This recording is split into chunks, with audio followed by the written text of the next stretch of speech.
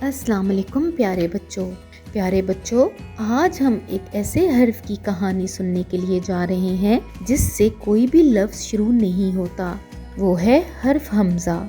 یہ حمزہ ہے، یہ صرف اپنی آواز دیتا ہے اور یہ الفاظ کے اوپر یا آخر میں لکھا جاتا ہے۔ چلیے کہانی سنتے ہیں۔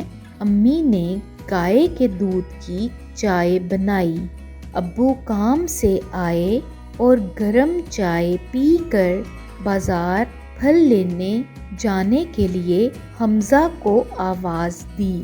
پیارے بچوں، میرے ساتھ ان الفاظ کو دہرائیے گا۔ یہ کیا ہے؟ گائے، چائے، آئے۔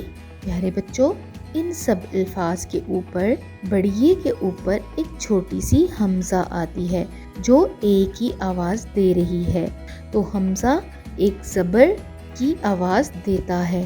آپ نے اس چیز کو یاد رکھنا ہے۔ اور یہ دیکھیے، حمزہ کو اس طریقے سے لکھا جاتا ہے۔ حمزہ کوئی بھی چھوٹی شکل نہیں ہوتی۔ آپ ایسے مزید الفاظ ضرور تلاش کیجئے گا جن کے اوپر یا آخر میں حمزہ آتا ہو۔ اگلے سبق تک کے لیے اللہ حافظ۔